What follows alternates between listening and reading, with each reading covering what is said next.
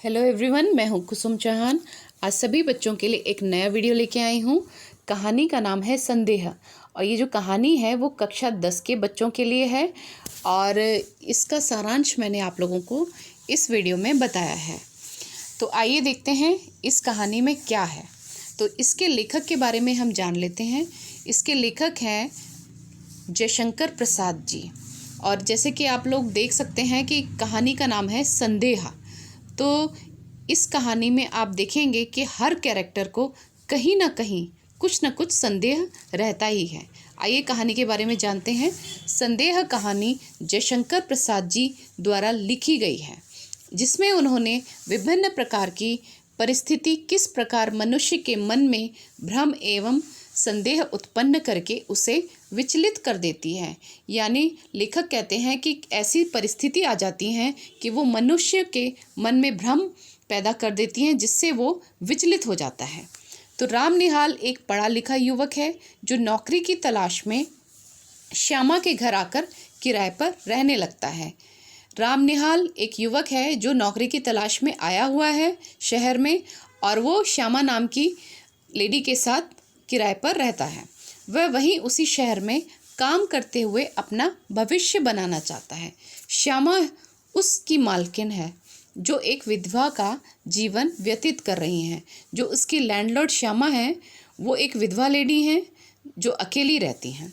राम निहाल को श्यामा से एक तरफा प्यार हो जाता है, यानी राम निहाल श्यामा को पसंद करने लगता है, जबकि श्यामा अपनी पूरी निष्ठा, पतिव्रता और तत्परता के साथ राम निहाल को अपना एक मित्र मानती हैं।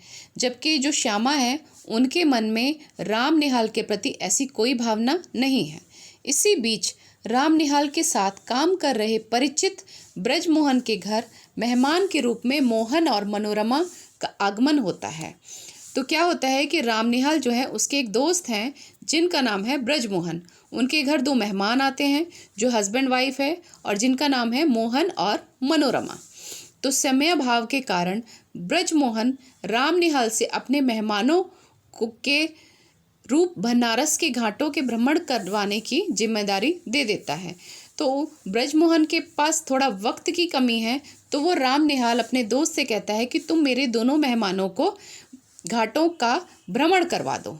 तो राम निहाल मोहन और मनोरमा को घाटों के भ्रमण के लिए साथ ले जाता है, जिसके दौरान राम निहाल मनोरमा के करीब आता है।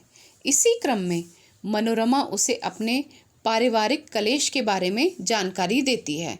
तो जब वो लोग भ्रमण कर रहे होते हैं तो जो मनोरमा है उसको थोड़ी परेशानी है उसके परिवार में, तो वो किसको बताती है? राम निहाल को अपनी परेशानियां बताती हैं और मदद की गुहार करती है और उससे थोड़ी मदद मांगती है। भ्रमण करने के दौरान मोहन अपनी पत्नी पर संदेह व्यक्त करते हुए उसे चरित्रहीन बताने का प्रयास और मनोरमा को राम निहाल की सहानुभूति प्राप्त होती है। तो क्या होता है कि भ्रमण करते वक्त उसका जो पति है मनोरमा का, मोहन, वो भी अपनी पत्नी पर शक करता है और राम निहाल को कहता है कि ये जो मेरी वाइफ है वो चरित्रहीन है, उसका चरित्र अच्छा नहीं है।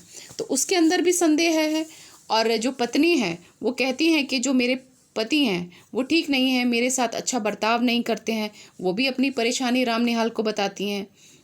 तो उनके मन में भी एक संदेह है, तो जिससे वो अपनी सहानुभूति प्रकट करते हैं जो राम निहाल हैं। तो मनोरमा ने धीरे से राम निहाल को अपनी विपत्ति में सहायता करने के लिए कहा और कहती हैं कि जब भी मुझे थोड़ी परेशानी हो तो आप मेरी थोड़ी मदद कीजिए, करने के लिए कहा, तथा बाद में कई पत्र लिखकर उससे सहायता के लिए पटना आने का आग्रह किया। यानी कि ये दोनों पति पत्नी यहाँ से भ्रमण करके वापस पटना चले जाते हैं। लेकिन जो मनोरमा है उनको लगता है कि राम निहाल उनके अच्छे दोस्त बन गए हैं, तो उनको पत्र लिखती हैं बार बार और उनसे कहते हैं कि आप पटना आइए और मेरी थोड़ी सी मदद कीजिए। श्यामा का घर छोड़कर जाने का उसे बहुत दुख है, इसलिए उसकी आंखों से धारा प्रवाह आंसू बह रहे हैं। वह श्यामा को अपनी भावनाओं की सच्चाई तो नहीं बताना चाहता, परंतु श्यामा उसके हाथ से चित्र खींच कर देख लेती हैं। यानी कि क्या हो रहा है कि स्टार्टिंग में जैसे बताया था कि राम निहाल बैठे हुए हैं, वो एक फ़ोटो देख रहे होते हैं, तो उस फोटो में मनोरमा है और वही जो कहानी है वो इनको श्यामा जी को बता रहे थे। तो जब ये बताते हैं तो कहते हैं कि अब वो जो मनोरमा है वो मुझे पटना बुला रही हैं अपनी सहायता करने के लिए। तो श्यामा कहती है कि तुम चले तो जाओ, लेकिन उनकी सहायता करके तुम वापस आ जाना, क्योंकि जैसा तुम्हारे मन में है वो उसके मन में नहीं है। यानी मनोरमा के मन में ऐसी कुछ भी भावना तुम्हारे प्रति नहीं है। वो सिर्फ तुम्हें एक दोस्त की तरह सहायता के लिए बुला रही है, इसलिए तुम ज़्यादा कुछ मत सोचो, वहाँ जाओ, उसकी मदद करो और अपना सामान पूरा मत लेके जाओ, छोड़कर जाओ और मदद करके यहाँ वापस मेरे पास आ जाना। उसके एक तरफा प्यार के बारे में समझ भी जाती है। इसी प्रकार उसकी मूर्खता पर वो हंसती है श्यामा, और उसे समझाती है कि वह जाकर मनोरमा की मदद करे और फिर वापस आ जाए।